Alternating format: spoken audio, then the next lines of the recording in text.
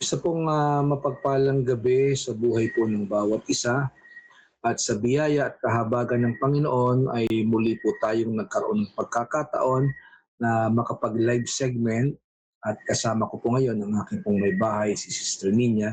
Ito po ang inyong lingkod, Pastor Joms. At muli kami po ay bumabati sa inyo ng isang maganda at pinagpalang gabi sa buhay ng bawat isa. Sister Nina.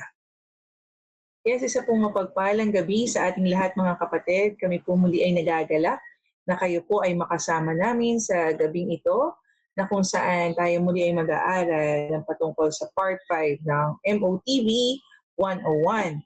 Ito pong lives din natin ay eksklusibong naka-live sa ating Rapture Bright TV page na Facebook page.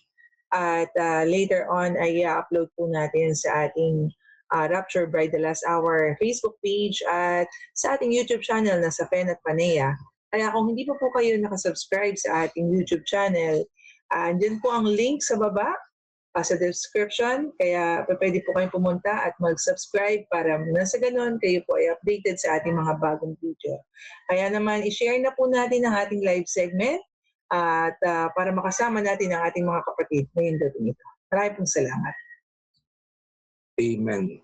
So, ito po ngayon ang ikalamang bahagi ng ating pong series of teaching concerning sa Mark of the Beast para mabigyan pong muli ng paalala at babala yung ating mga kababayan, maging kayo ng mga kapatid na patuloy na sumusubaybay ay ma-remind uli concerning po sa ating pong mga naging pag-aaral ng mga nakalipas pong taon na tinanggal po ni Facebook. At least, magkakaroon po sila ngayon ng pagkakataon na mapakinggan ng ating pong paliwanag kung bakit ito pong COVID-vax ang siyang Mark of the Beast.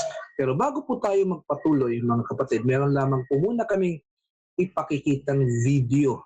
At ito pong video na ito ay may kinalaman doon po sa mga nauna na po nating mga live segment na pinakita at ipinalabas na kung saan yung uri nga po ng gagawin po ng kaaway na pagtatatak ay sa pamamagitan po ng deception. Hindi niya babanggitin na ito nga po ang siyang Mark of the Beast. Bagkus tayo po na may unawa, kaalaman at talino, ang siyang maghahanap ng kasagutan mula po doon sa mga paalala na binigay ng Panginoon sa aklat ng Apokalipsis. Ito na po ang video, mga kapatid. Panoorin po muna natin.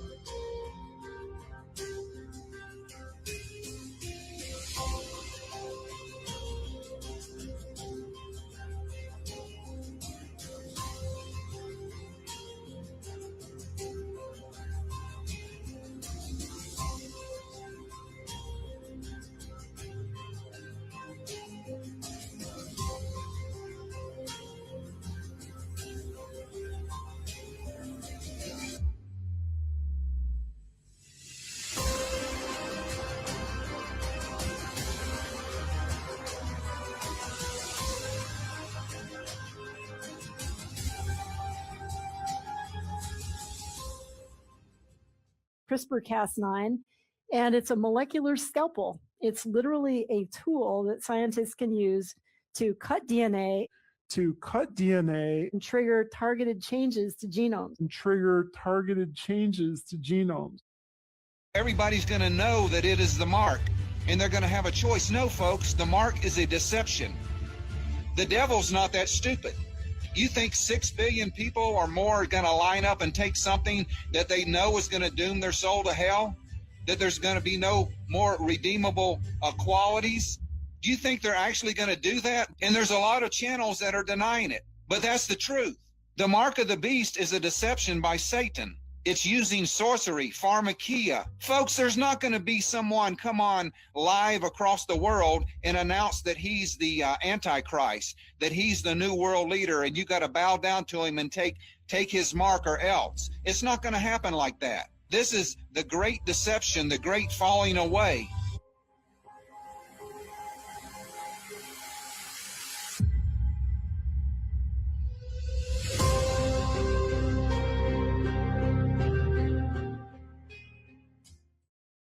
We are the last biological people ever. We are the last biological people ever. It's the end of humanity as we know it. We're going to gradually become robots. We'll have millions of little computerized devices, nanobots, in our bloodstream. They'll go into the brain through the capillaries. So our thinking then will be a hybrid of our biological brains with this non-biological expansion. The reality is that we're going to gradually become primarily non-biological. We are effectively robots. I'm telling you, we're going to get this done. It doesn't matter when. It doesn't matter whether it's in 6 minutes, 6 days, or 6 weeks. We're going to get it done.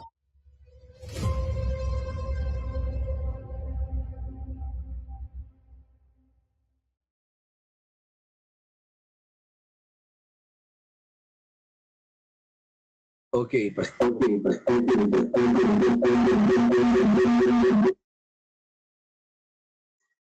Ipagpaumanin po ninyo, no? Gawa ng medyo, ayun nga, medyo, isa lang po kasi yung aming pong ginagamit po ngayon na computer, so medyo mabagal po yung nagiging transition ni Sister niya. Ngayon pa man, yung inyo pong nakita, matagal na po nating video yan, okay, para lamang po maipaabot na ito nga pong COVID-vax, okay, ay mark of the beast, okay? At kagaya po ng COVID-vax, meron din pong mga elemento na pareho ng meron sa COVID-vax at yun po ay yung tinatawag na, ano ba yun, yung sinusundot sa ilong, nakalimutan. Swab.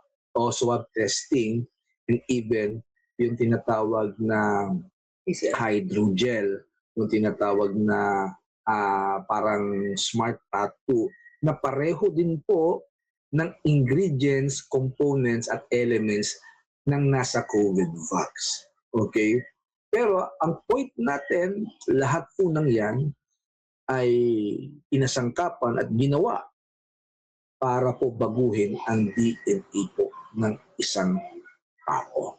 So ngayon, ipagpapatuloy po natin para malaman pa natin at maunawaan ano pa ba ang meron sa COVID-vax. Ano pa yung mga nakalagay doon na hindi naman po pinipresent, hindi naman po sinasabi ng iba pong mga siyentipiko at mga doktor kasi ayaw nga po nila na malaman ng mga tao na ito na nga yung mark of the beast. Okay? Kasi ang nais po nila ay malagyan ang lahat ng tao. Kasi pag pinaabot nila na ito ay may kakayanan na magbago ng DNA, at ito na rin yung mark of the beast, sa tingin ba po ba ninyo yung mga taong yan ay magkakandara pa para magpalagay ng COVID-vax? Di po ba hindi?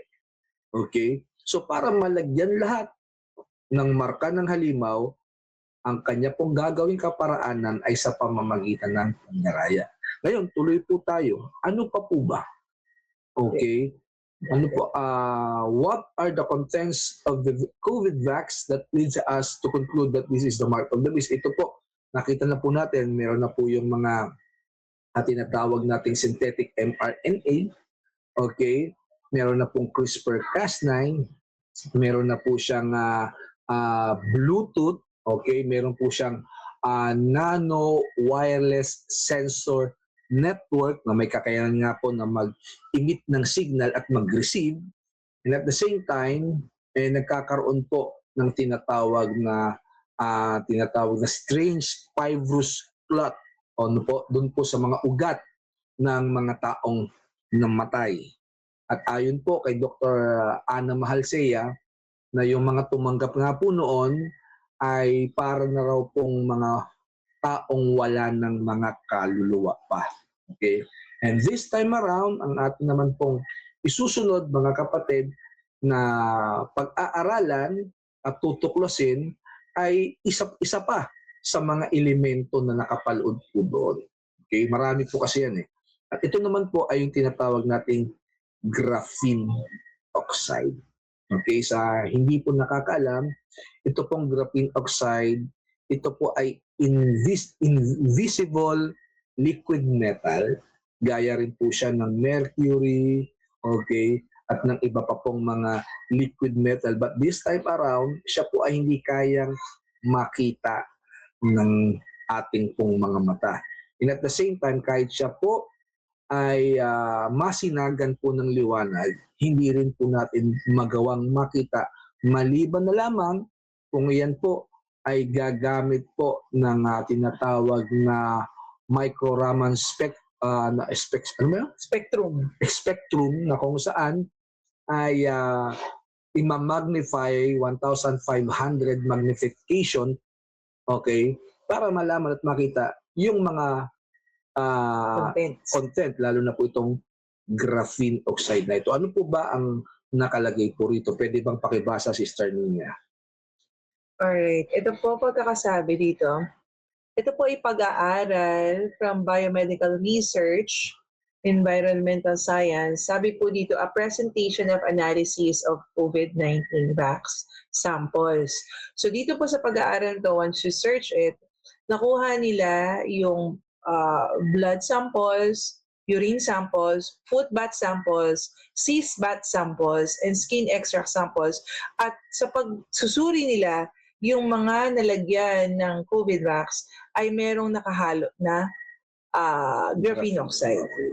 So makikita po natin, okay, sample po yan doon sa mga tao na tumanggap na ng COVID vax at napag-alaman na yung kanila pong katawan ay contaminated na po ng graphene oxide.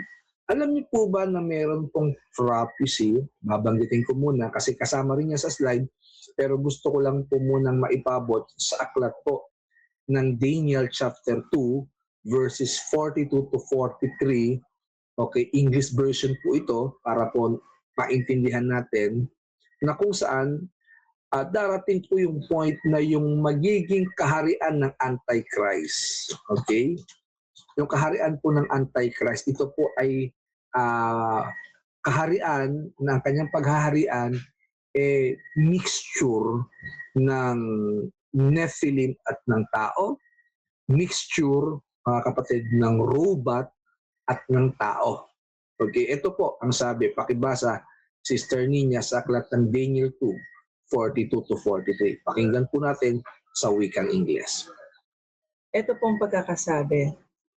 And as the toes of the feet were partly of iron and partly of clay, so the kingdom shall be partly strong and partly fragile.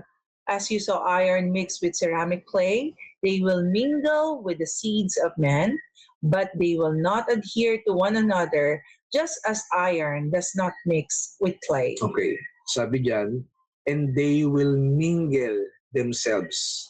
Sino po yung they? Wala pong iba, kundi yan po yung mga Nephilim, yung mga fallen angels, okay? Sapagkat ang labanan po dyan ay DNA.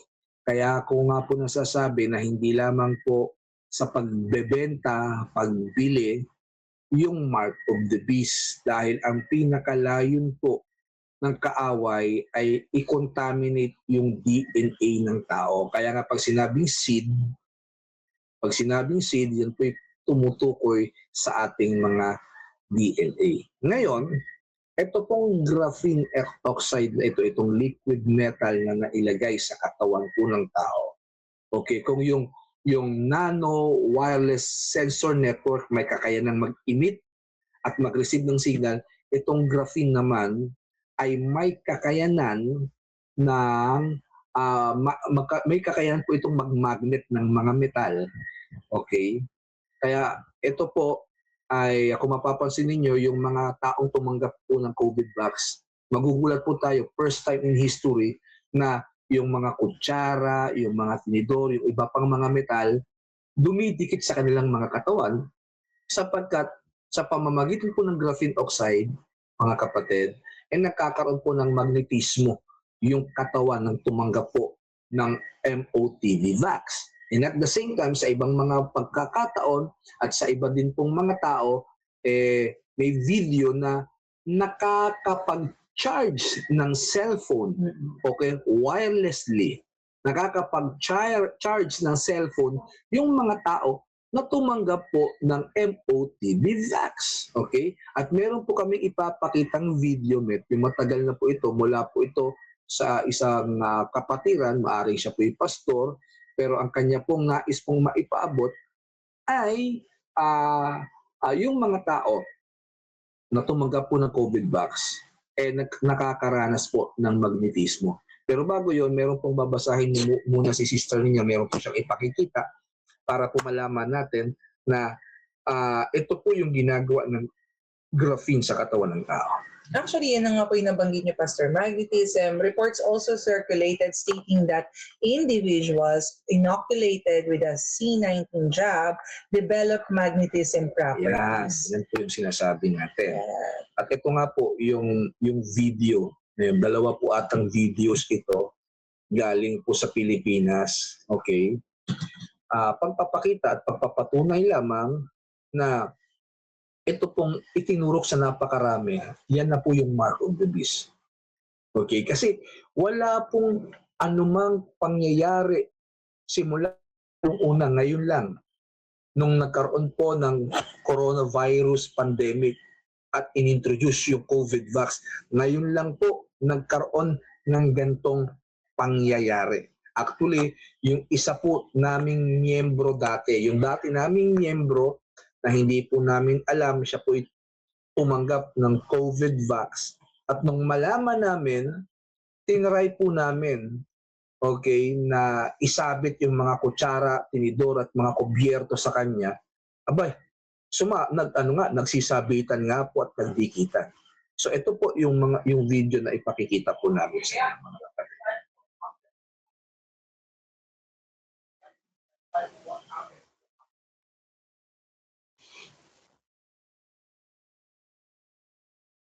Na talagang ito dumidikit, ano? Meron ako rito talagang dumidikit po siya kasi siya ay Kailangan po sa ilong, kaya tingnan niyo po, ayan. Ayan, makikita niyo na wala po siya talagang pinagkakapitan. Dumidikit po kasi pagka kayo po ay nasundot sa ilong, diretso po yan sa forehead.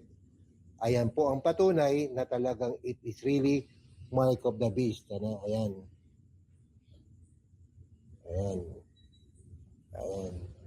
Meron po siyang magnet. Okay?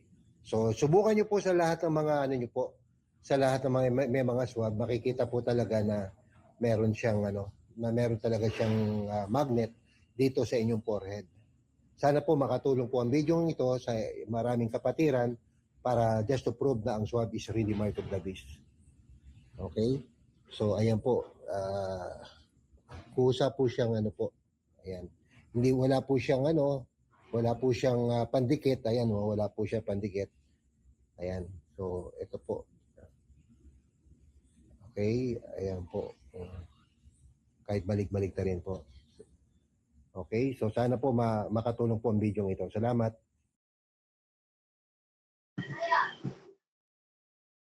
Okay, so ayan po yung unang video na kung saan tumanggap po ata ng mga 4 na beses na turok. At the same time, may kasama pang swab. Kung bakit naging ganyan po yung resulta ng ating pong kapatid to the point na nagdidikitan nga po yung mga kubyertos gaya ng kutsara at tinidor. Meron pa po isa, ito po. Pakinggan po at panoorin natin. Good afternoon. So meron pa rin, kanina nanay ko, ito mga relative ko na ipapakita ko sa inyo na siya naman, yung kung ang nanay ko ay merong 4 na shot, siya naman ay merong single shot o isang beses pa lang. So maski siya nabigla rin siya na na yun na nga, dahil dati hindi siya naniniwala na ang bakuna ay MOTB, pero yun na nga, sa kanyang pagkabigla, meron na rin pala, no? Kaya ito, yan, wala siyang pandikit, ano? At ito, wala ring pandikit yan. So ito, papakita ko sa inyo na dumidikit yan. Ayan, hindi siya nahuhulog. Diba? Dapat kahit iganyan mo siya, ayan, hindi siya mahuhulog. Okay? So ayan, una, dagdagan pa natin. Pangalawa, di ko lang alam kung didikit ito.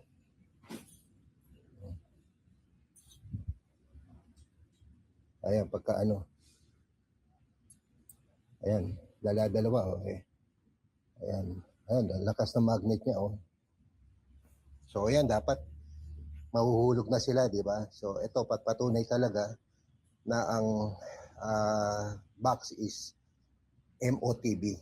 Okay? So sana maging malinaw po sana sa lahat yan. Sige po, marami pong salamat. Thank you.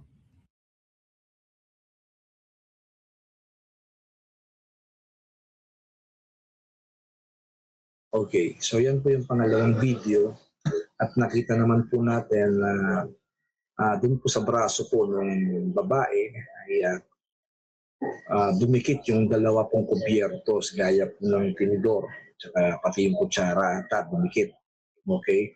Pagpapakita na ito pong COVID vax hindi lamang po may kakayahan na mag-emit ng Bluetooth, kaya niya rin mag-release, okay, ng tinatawag na magnetism.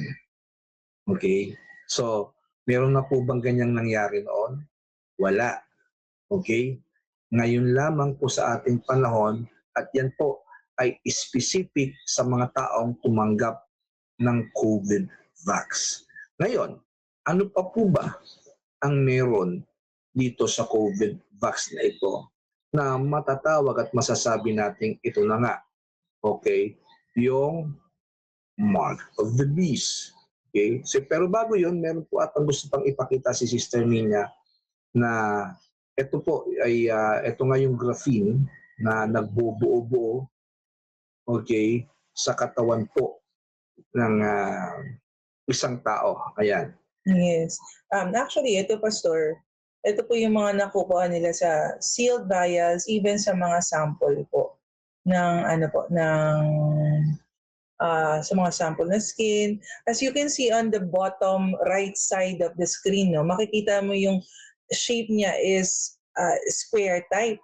No? So, wala pong biological na ganyan pong nag-shape. Siya po ay nagbubuo-buo at the same time nag-assemble, disassemble. At as you can see, nung sinum in nila, yun nandun sa pinaka-bottom right side, makikita mo na para siya nga talagang chip. Di pa ba? Ito po yung hinahanap ng mga tao na hinahanap nila as microchip. Pero nasa dugo, that is already nanochip because it is nano in size. You cannot see it by your naked eyes. Okay. So, maliwanag po mga kapatid. At yan, pinakita na po natin, yan po yung mula sa mga vials sample. Ngayon, isa pa po dun sa ating pong gusto kong ipaabot na ingredients, components ng COVID vax. Meron din po itong tinatawag na Hydra vulgaris. Ito pong Hydra vulgaris na ito po ay isang freshwater bacteria. Okay? Yan po ay freshwater bacteria. At kung inyo po mapapansin, okay, sa kanyang pangalan, meron po siyang parang kapangalan doon sa mga naging kalaban ni Captain America, yung Hydras. Okay? So, isa po yung predictive programming para ipaabot na itong COVID vax ay meron din pong ganyang uri ng elemento. Ang nakakatakot lamang po dito sa elemento ito, ayon kay Dr. Ariana Lab, okay, ito pong Hydra vulgaris na ito, okay, ay may kakayanan na gawin ang isang tao na hybrid. Okay? gagawin pong Nephilim ang isang tao. Wala na po kaming video nito eh. Pero sinabi niya na kung sakasakali halimbawa ito pong Hydra vulgaris na ito, gusto na siya ay mag-evolve sa ating katawan. Kung ano po yung evolution na gusto niyang gawin, yun din po yung magmamanifest sa katawan ng tao. For example, gusto po ng Hydra vulgaris na sa kanyang evolution, magkaroon ng pakpak. So yung host, yung taong tumanggap ng COVID vax na merong contamination na Hydra vulgaris, okay, makakaroon din ng pakpak batay sa naging evolution nitong Hydra vulgaris na ito, na isa rin po sa mga elemento ng COVID vax. Gaya nga po ng paulit-ulit kong sinasabi, ang layon po ng Antichrist, ang layon ng Diablo, hindi lang yung hindi ka makabili at hindi ka makapagtinda kasi wala siyang pakialam kung magutom ang sangkatauhan. Ang layon niya kung bakit may mark of the beast para gawing halimaw, gawing beast, gaya niya, yung lahat po ng creation ng Diyos na nilikha ayon sa image ng Panginoon. Secondary na lamang po yung buying and selling para mapilitan sila na magpalagay. Kaya nga po nung mga panahon na sinimulan na po yung pag-release nitong COVID vax na ito, doon na po tayo nagkaroon ng pagkakataon na mabalitaan na pag wala kang COVID vax, hindi ka pwedeng pumasok sa mall, hindi ka pwedeng magtrabaho, di ba? Pinagbabawal sumakay sa mga jeep at sa mga buses dahil nga inire-require nila yon sapagkat ang layo nila gusto nilang makontaminate, mapilitan na malagyan, okay, ng MOTV vax ang lahat ng tao sa buong mundo para makontaminate. Ang dami na pong nakontaminate ngayon. So nag-e-expect pa yung iba na ang paniniwala ay microchip, nag-e-expect pa na mayroon pang susunod. Wala nang susunod diyan. Okay? Kasi na-contaminate na po ang lahat eh. Ayon nga po doon sa leak information na binanggit ko rin po noon. Di ba? Na 7 billion na po ng tao. Okay? Ang kinukonsider na hindi na po mga tao. Actually, meron po kaming video na na kung saan nagkaroon po ata ng batas, nagsagawa po ng batas, even po sa Korte Suprema ng Amerika.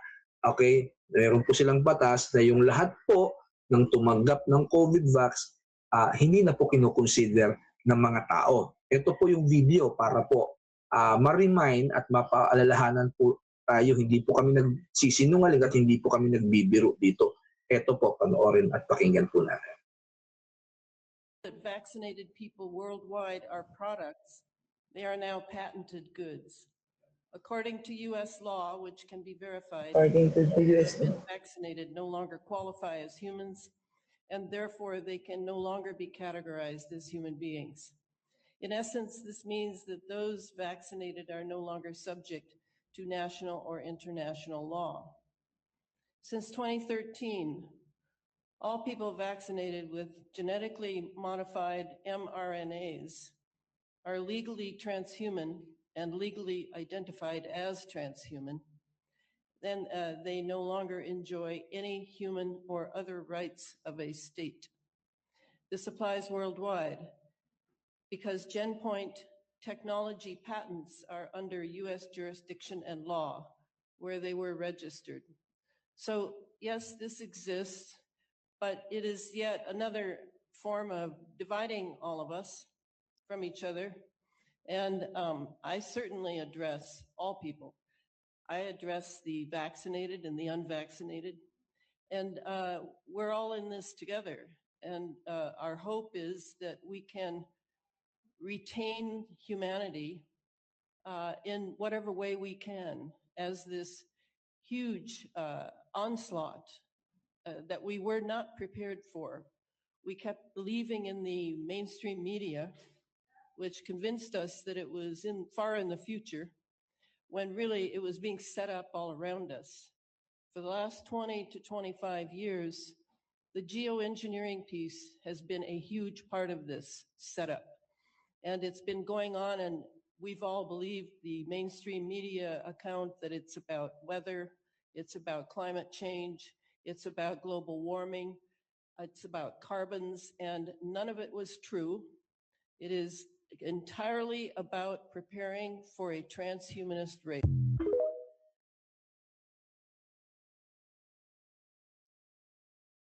Okay, so malinaw po yung sinabi po ng isang mambabatas from America na kung saan hindi na po ata maaaring ma-consider pa na tao yung mga tumanggap ng COVID vax at na bago marahil ang DNA. Di ba, pinakita po namin sa inyo ng mga unang live segment natin, okay, na meron pong ruling sa korte na kung saan ruling po na batas po ito na pag natural DNA, kagaya ng pinanganak ka, hindi pwedeng mapatent, okay, yung DNA mo. Pero pag once na ikaw ay tumanggap ng tinatawag na cDNA sa pamamagitan ng synthetic mRNA at na-patent yun, okay, pagmamayari ka na ng gobyerno. And you already are transhuman. Oo, ikaw ay transhuman na. Kaya hindi ka na pwedeng ma-consider nga na tao. So hindi ka na mailalagay at mapoprotektahan ng batas kasi hindi na yon para sa'yo. The same with the blood of Jesus Christ. Hindi ka na magiging cover ng dugo ni Kristo kasi hindi ka na tao. Okay? So, malinaw po yan, mga kapatid. Kaya, kung mapapansin po natin kung bakit na lamang po ganun kasidhi yung aming pong pagbababala, okay, sa mga tao na huwag tumanggap at kung sakaling tumanggap, magsisi, okay, para magkaroon pa ng pagkakataon na sila po ay matanggap ng Panginoon kasi ito na po ang mangyayari. Hindi na sila magiging katanggap-tanggap.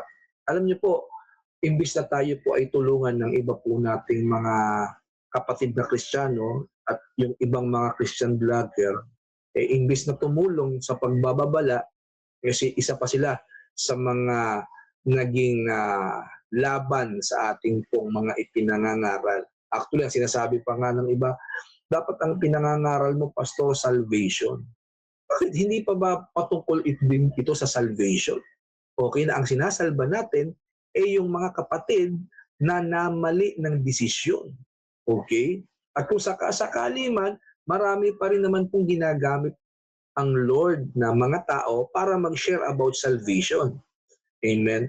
But this time around, kung bakit po kami nag-share ng ganito pong mga bagay, kasi hindi lamang po yung mga unbeliever ang ating inaabot, higit sa lahat. Yung mga believers na nadaya, na loko po ng kaaway. Yan po ang dahilan kung bakit ito po ang ipinagkaloob po sa amin ng Panginoon na siyang ipangaral, lalong-lalo na po sa online dahil mas malawak po kasi ang naaabot ng online unlike dun sa magbabahay-bahay ka. Amen. Ngayon, ipagpapatuloy po natin mga kapatid yung atin pong tinatawag dito na pag-aaral at dito makikita po natin na meron pa rin pong mga elemento gaya po ng tinatawag na aluminum parasite. Okay, aluminum parasite na meron din sa loob ng COVID vax. Biruin mo kung ano-ano pong mga inilagay dun sa COVID vax. Okay? Hindi ko po sinasabi na lahat yon na nasa isang injection lang. What I mean to say is, may mga elementong inilagay sa iba't iba pong mga brand ng COVID vax na ang layon ay baguhin ang DNA ng tao. Marahil sa isang brand ay merong 2 elements na may kakayanang baguhin ng isang tao, sa iba naman 3 or sa iba 1 lang, pero ang layo nila ay pareho. Dapat mabago ang DNA ng tao. At ito po ay isa rin sa mga nakita, mga kapatid, sa sealed vial ng COVID vax, yung tinatawag na aluminum parasite. At ang nakatuklas po dyan ay si Dr. Frank Selewski, isa po siyang Polish at ano nakalagay dyan? Geologist Oh, and mineralogist. Ayan, geologist and mineralogist. Okay? At ito po yung kanyang natuklasan. Ito po yung kanyang sabi. Pakibasa, Sister Nina. Actually, mahaba po ang video na to, pero hindi na natin papalabas yung video para kung mapapanood niyo po si Dr. Frank Selewski nung kasagsagan ng panahon na nagkaroon ng bakuna, siya po ay nag-test ng sealed vials. Nilagyan niya ng 1, 2, and 3. At sabi niya, real-life invasion of the body snatcher. Dr. Frank Selewski, alien life forms found in COVID vax. Sabi niya po, it seems to have a head and 3 legs. It hasn't been created to just sit there and do nothing. This is a life form. It grew, developed in 4 days. A being given to people in eggs in a fertile environment. Somewhere close by, there might be some sort of signal which caused that thing to start living. It may be dormant or sleeping. I hope it won't be activated, according to Dr. Frank Selewski. Before we continue, meron lamang po akong nakita pong comment ng isang kapatid, and I just want to react and answer at the same time. Ang sabi po niya, pwede bang pakibasa si Sabi po ni Stephen Victoriano, hindi 666 ang vax. It's a business and the population. Okay. Maraming salamat sa inyong pong komento. Pero bago po sana kayo magbitaw ng inyong pong naging comment, napanood niyo po ba yung mga nauna po naming mga videos? Kasi ito pong napapanood niyo, ito po ay serye at ito po ay pang-5 bahagi na ng video namin pong pinag-aaralan. Okay? Kasi isa po doon sa mga videos namin, nakapaloob po kasi doon, kung inyo pong napanood at sana mapanood ninyo, na meron nga pong tawag rito, may kakayanan itong COVID vax na baguhin ang DNA ng tao, yung double helix na DNA ng tao, gagawin niyang triple helix. Sana mapanood. Okay, sana mapanood nyo kasi ayoko na sanang ulit-ulitin pa yung pagpapaliwanag. Ngayon, tama kayo doon sa sinabi niyong depopulation. Okay. Ngayon, doon sa pangalawang plano, kasi yun lang po ang alam ng marami, depopulation eh. Pero kung nalaman ninyo na noong 2010, nagkaroon po ng meeting yung lahat po ng mga economists, mga world leader at scientists, at sila po ay nagkaroon ng agenda, at ano pong agenda na yon, okay, na maisusog ang tinatawag na one world government sa pamamagitan ng New World Order. At ang nakalagay po doon, okay, magkikreate sila ng global pandemic. Okay? At ang layo nga po doon 2. Una, depopulation. Tama kayo. Pero yung pangalawa, nalaman nyo ba kung ano po yung pangalawa nilang kadahilanan? Bakit po nagkaroon ng COVID vax? Para mabago ang DNA. Transhumanism. Ito po yung problema ng marami. Okay? Kasi hindi nga po malalim yung pagre-research. Okay? Tama po yung depopulation. I agree 100%. Pero meron po kayong nakalimutan. Okay? Meron kayong na-miss. Aside from depopulation, they also want to change the DNA of those people para sila po ay maging kagaya ng Antichrist. Kaya ang tawag dyan, Mark of the Beast. Okay? So, puputulin ko po muna, binigyan ko lamang po ng tugon para nang sa ganon, maintindihan ng kapatid kaagad. Okay? At sana mapanood nyo po muna yung mga last videos namin. Okay? Bago po kayo magkomento at malaman nyo bakit may 666 yung COVID vax. Okay? So tuloy po natin. Ito po yung ang tawag dito, yung binabanggit nga po ni Sister Nina kanina concerning po doon sa napag-alaman ni Dr. Frank Selewski, okay, na isa po sa mga elementong nakalagay doon ay yung tinatawag na aluminum parasite.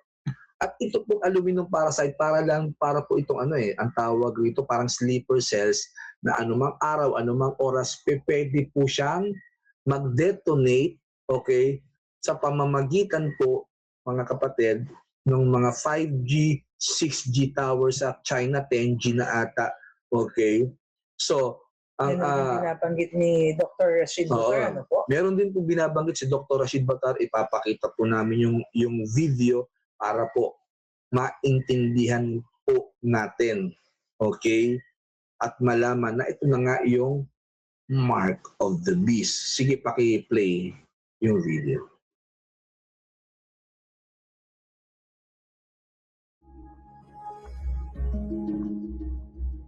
Pamilya.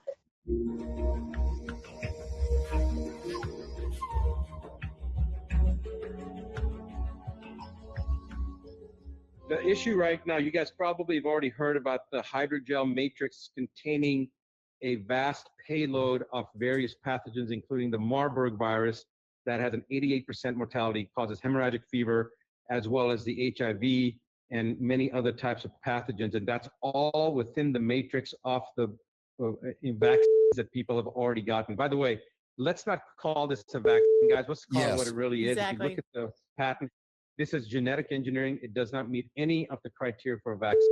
So let's just call it the jab.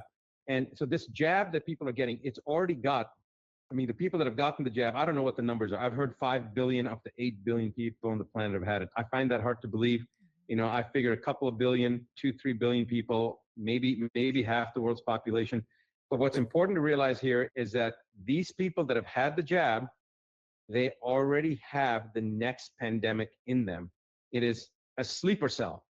It is laying asleep, and it will be activated by any one of a number of triggers. The one that I know of that's been described already is an 18 gigahertz pulse released from the 5G network that will cause this hydrogel to either disintegrate or release this payload and cause the release of these pathogens in the body. And the 88% mortality with Marburg's is if you come into contact with it normally, like the normal way. But if it's already in your body, I don't know what the lethality of that substance would be. And for 2 years, people have asked me, what can I do if I've already had the vaccine? What can I do if I've already had the booster? And I've said the same thing. Once it's done, there's nothing that I'm aware of that's going to fix it. You're talking about a completely different thing here. We're talking about taking a substance that is designed to change your blueprint, to change the infrastructure of your body the way God designed it. It's changing it. It's adulterating it. It's not the same. Remember, messenger RNA naturally is designed to repair and rewrite DNA. Now, this is a synthetic version that they're introducing to the body with programming that is rewriting your DNA. And it's what's the purpose of the rewriting? It's actually called to cause sterilization so people can't reproduce, but it is literally changing your DNA. And I have no idea how to impact that.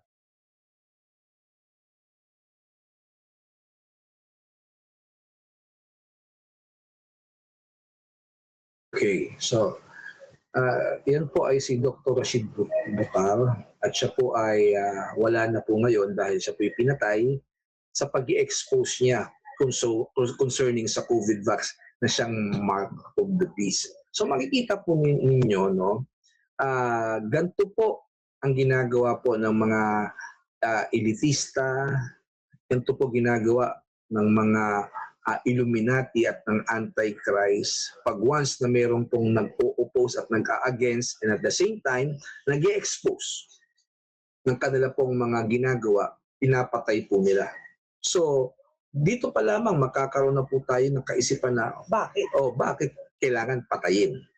Okay? Kung hindi naman pala yan yung mark of the beast. Actually, hindi lang siya, marami pong mga scientifico at mga doktor ang nagbuwis na po ng buhay dahil ini-expose nila kung ano po yung meron dito po sa COVID vax.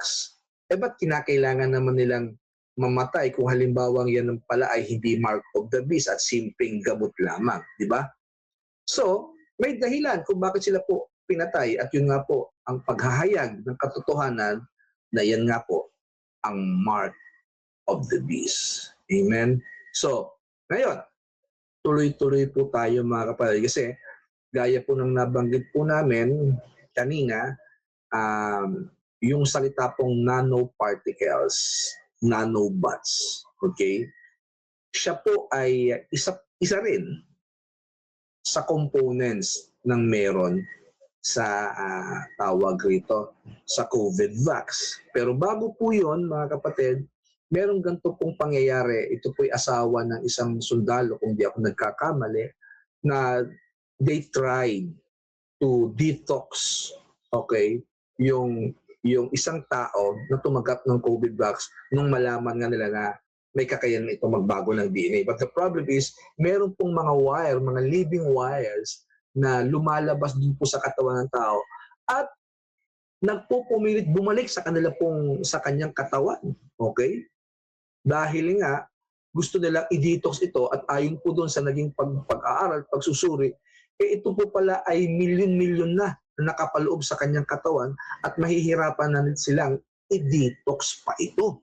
Ang tanging paraan na lamang siguro ay walang iba, kundi yung banal na dugo ng Panginoong Jesucristo sa pamamagitan ng pagsisisi ng mga taong tumanggap po ito. Ito po yung video, panoorin po natin.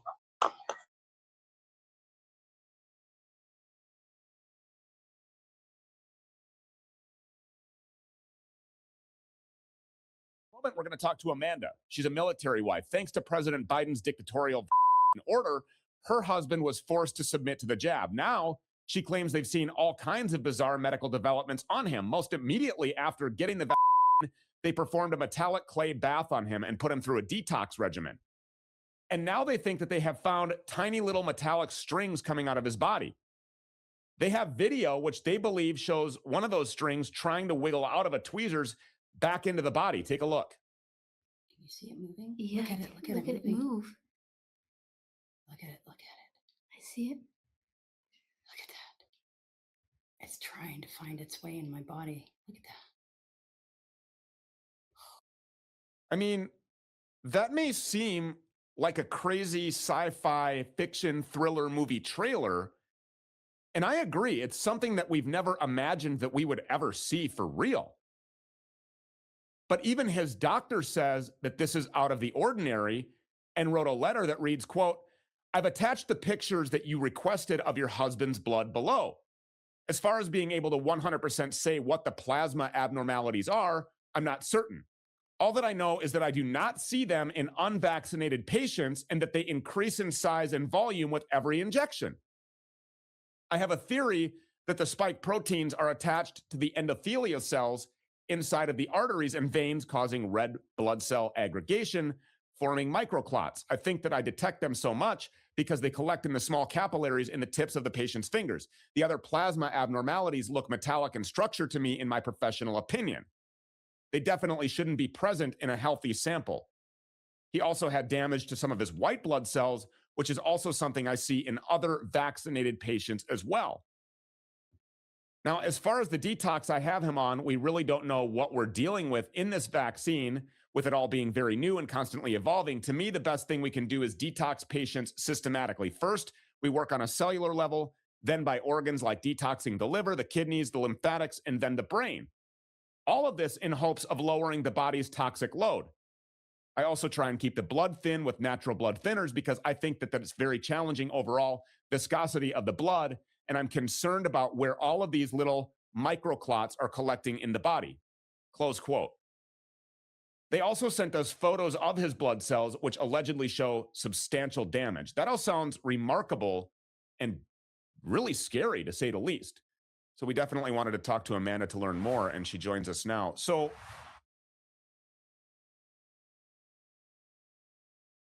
we first started with a Morgellons detox. That was pretty severe for him. He started feeling needles. He said he felt like needles were coming out of his skin. It was one of the most painful things he ever went through. He got sick. He really looked like he was going to pass out. And that's when we knew, okay, something's really going on. And a few days later, we got a black light, found out he was glowing, and did the magnetic clay bath. And that is when the stuff, it was literally just sitting on top of his skin. I'm looking at these images. I mean, this is insanity. So you got a black light. So these needles that were coming out of his skin, it appears were not part of his imagination. Look at these things. I mean, these things were coming out of your husband. You picked them up with a tweezers, and then it looks like it's some sort of a self-aware organism. Look at this video. I mean, this thing it's most definitely moving. At least it appears to be to me. I don't know, Carrie Madej was on the show and she was talking about a self-aware type of organism that's found inside of these vials. And now we've seen, Dr. Botha coming forward with these discs that are connected together by some metal structure. So your husband, more than likely, not imagining things. I mean, this isn't just some crazy guy. This is a soldier who has dedicated his life to serving this country to preserve the rights that have now been violated on him and everybody else. This is insane. I'm going to give you the final words. Go ahead. You got about a minute here.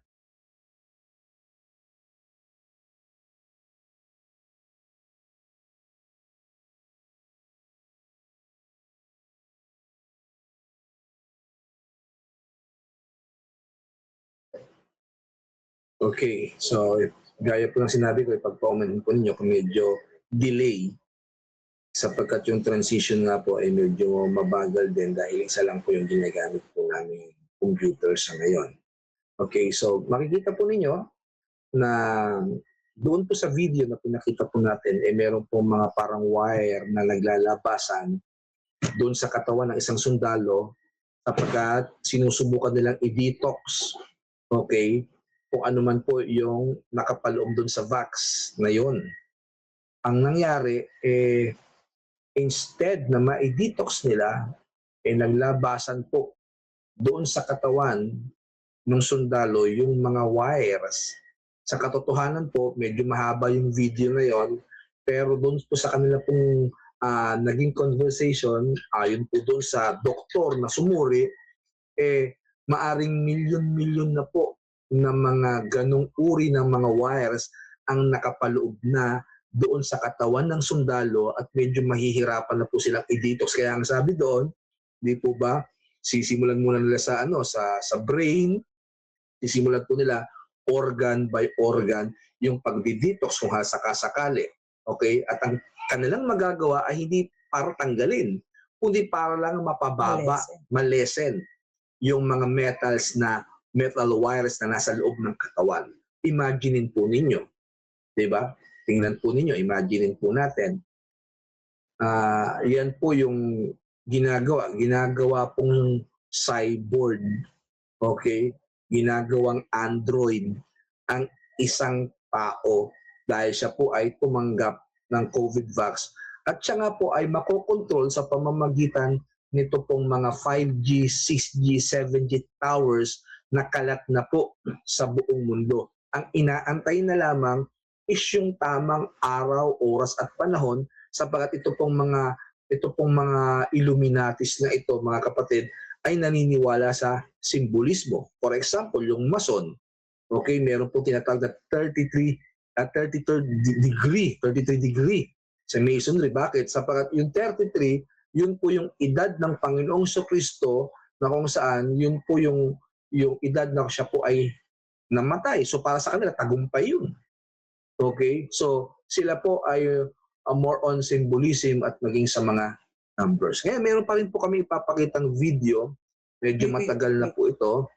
Okay. Yung next content. Okay, meron pa po palang next. Ayun nga, yung nanobots, nabanggit na ko na yan eh. Okay po. Okay. So yun po, nabanggit na po natin yung nanobots, yung nanoparticles. Opo. Okay, yun nga po yung kanina pinakita naming video. Okay, so yung mga nanobots, nanoparticles, hindi rin po kayang makita ng ating ordinaryong mata. Okay, kaya nga hindi na po microchip, nanochip. Okay, sa iba ang tawag nila dyan ay biochip. Bakit? Kasi bioweapon eh. Okay, so mga nanoparticles na po ang ginagamit ng kaaway, hindi kayang makita ng mga mata, padadaluin sa dugo para makontaminate. At yung video na pinakita namin kanina ay example ng nanoparticles. Ngayon, ito po, meron din po kaming ipakikita na isang video, way back 2012 pa po ito, na meron pong nakausap yung pastor at sinasabi po ng pastor na ito mula dun sa nagtatrabaho sa gobyerno na hindi nga microchip ang gagamitin. Bagkos yung vax na hahalo sa dugo. Ito po, panoorin po ninyo.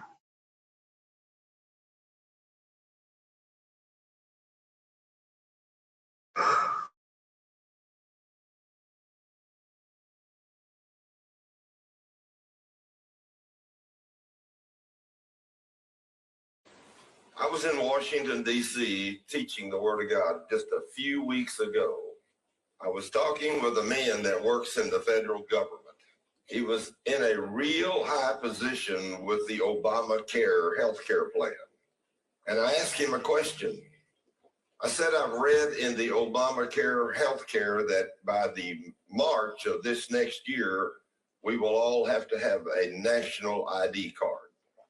He said, they have changed that. They're not going to give you a national ID card anymore. They're going to give you a nanobot. You may not know what that is. Nanobots are tiny little robots that mankind can control from an outside source. The tests they have been doing on those things is they take a man in prison that's there for life with no chance of parole, and they inject him with these nanobots, a little tiny microscopic robot. And then he said they can take a man that's perfectly normal, and from a computer, you can control this man and make him become a raging maniac. Or you can take a man that's a raging maniac and make him a sweet, nice person. He says that they can control you with these nanobots. Eventually, this is going to come to the whole world. I don't know when it's coming to Norway. When they put these little things in you, they can control you. They can make you well with these things, or they can make you sick with these things. They can kill you with these things. Sounds kind of scary, doesn't it? But if I hadn't got this from a source in the head of the federal government, I would not have believed it. This man is in a very high position in Washington, D.C. I told him when he told me this, I said, nobody will take this thing. He said, they will knock the doors down to get this thing. I said, why? Why would a man or a woman desire to have this thing injected into them that can control their body? He said, because what they can do, they will promise you a healthy living with no sickness and no disease. You won't have to have health care. They will take care of you. I first told him, I said, I heard that they're going to put an RFID chip in the average American. An RFID chip is about the size of a grain of rice. I heard that's what they were going to put in our right hand or in our right head.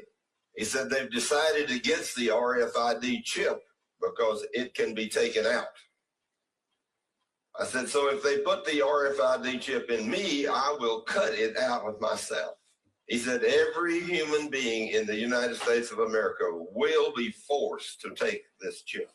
I told him I will never take this chip. He said they'll put it in you anyway. I said then I will cut it out of myself. He said they thought about that. And that's why they're not going to use the RFID chip anymore. That's why they're not going to use the RFID chip anymore. There will be some people, and there will be Christians that will refuse to take the chip. So they're going to use these little nanobots. I told him, I said, if they put that in me, I will cut that out of me. He said, that's impossible. When they put the nanobot in you, it becomes a part of your DNA. It becomes a part of your DNA. And it cannot be taken out. They put those things in you with an injection needle. So I asked this friend of mine, if you go in and you take this nanobot, what's going to happen to you?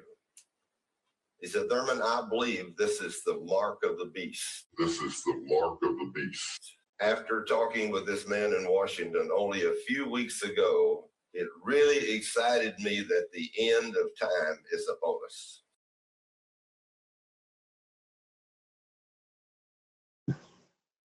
Okay, so yan po yung video ni Pastor Thurman way back 2012. At ayon po sa kanya pong sinabi, okay, mula rin po doon sa informant na galing din po sa US government, CIA o CIA, o hindi ko po alam kung FBI, something like that, na yung gagawing mark of the beast, okay, gagamit po ng nanoparticles, nanobots, na hahalo sa dugo, para nang sa ganun, ay hindi na po yung maitatanggal. Kasi nga, pag RFID chip, microchip, ilagay mo sa kamay, ilagay mo sa noo, may possibility pwede ngang matanggal. Okay? But this time around, hindi na po maaaring matanggal kasi nga, ihahalo na po sa dugo. Okay? Kaya nga, patuloy po namin sinasabi na ito na nga po yung mark of the beast. Ngayon, bago po tayo magtapos kasi meron po akong nakitang comment po ng isang kapatid. At ayon sa kanya, pwede mapakibasa. Si Ellie, ano yan? Cards. Oh. Sabi niya po, wala na bang ibang topic dyan? Takot sa COVID-19 pa rin? Una po, hindi po kami takot sa COVID-19. Okay? Kasi tapos na nga po yan. Pero ang sinasabi po namin, dun sa mga taong tumanggap ng COVID vax, magsisi, mag-repent, pinapatunayan lang po namin na ito na nga yung matagal na pong sinasabi ng Bible ng mark of the beast. And at the same time, doon naman sa hindi tumanggap, hindi na po magkaroon pa ng pagkakataong tanggapin ito. Okay? Yan po kasi yung ipinagkaloob ng Lord sa amin bilang mga lingkod ng Diyos, paalalahan at bigyan po ng papala. Ngayon, kung sakasakali na medyo nananawa na po kayo, okay, pwede naman po na kayo po'y mag-leave na lamang. Or lumipat ng ibang o lumipat page. po ng ibang mga Christian page, Christian vlogger, at siguro ang pakinggan po natin. Okay? Kasi kami po dito, ang layon po namin talaga, hanggat maaari, hanggat may pagkakataon pa, dahil marami po pong nadadaya at maraming bulag, expecting na microchip pa rin, yung kakasangkapanin ng kaaway, which is sinasabi namin hindi na nga po.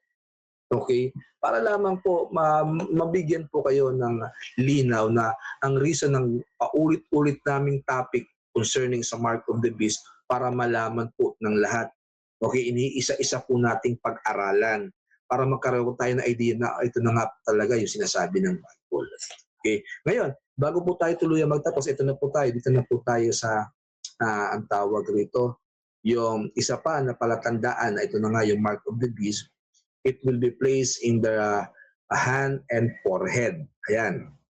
Dito natin ipapaliwanag para maintindihan ng marami kasi sinasabi na, braso naman na inilagay, hindi naman sa kamay. So ipaliliwanag po namin, hopefully kung may pagkakataon bukas, yung magiging part 6, okay, nito pong ating pong segment. Ngayon, meron din po akong nakita na isang mula naman po ito kay Paul De Ocampo. Ano po ang sabi niya? Sabi niya po, anong vaccine po ang gumagamit ng mRNA? Una po, COVID vax. yung sinasabi nga po namin, yung lahat po ng COVID vax, meron po yung 6 na brand. Okay? Yung Sputnik, tama ba ako? Opo. Sputnik, Moderna, Pfizer, Janssen, Janssen ba? Janssen, ano pa ba? Yung mayroong letter A, nakalimutan ko. 6 yan AstraZeneca. AstraZeneca, ano pa ba? Meron pa ba akong ibang dinabanggit? Kasi 6 po yan eh. Okay? So 6 po ng mga brand yan.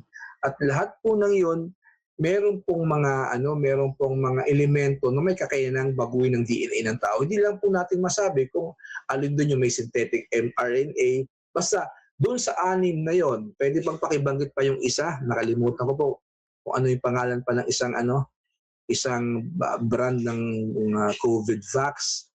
Sinovac. Sinovac, salamat. Sinovac. Yun hindi ko nabanggit. So, yun pong mga yon, lahat po yun, may mga elemento. Hindi ko nga, kagaya po ng paliwanag ko kanina, hindi ko po masasabi na yung mga nabanggit naming mga components nasa isang injection. Pero I believe, dun po sa mga yon, meron sa bawat brand. Pero yung synthetic mRNA, hindi po namin alam kung saan. Pero ang napabalitaan namin, mostly, 2, Pfizer at Moderna. Okay, yun po. Yung mayroong tinatawag na synthetic mRNA. Pero doon sa the rest, hindi ko lang po alam kung meron din synthetic mRNA. Pero meron pa rin sila, kung wala mang synthetic mRNA, meron pa rin silang ibang components na may kakayanang baguhin ng DNA ng tao. Okay? So, kung lulubin po ng Panginoon bukas, itutuloy po natin itong pag-aaral na ito. Okay? At nang sa ganon, ay labis pa po nating maunawaan, ma-remind po tayo para doon sa mga taong babahagian pa po natin. Okay? So, bago tayo magpaalam, tayo po ay mananalangin po muna at aking pong inaanyayan ng aking pong may bahay na si Sister Nina na siya pong mag-lead sa ating pong maiksing panalangin. Sige po, tayo po ay yumuko. Yes, Lord. Aming Diyos na makapangyarihan sa lahat, lubos kami nagpapasalamat sa iyo sa natatapos naming gawain ng pag-aaral ng iyong mga salita. Lord, dalangin ko na yung mga naipahayag ngayon ay hindi mag-create ng takot, but mas lalo pang mag-create, Panginoon, ng isang pusong maamo, malambot na handang lumapit sa iyo.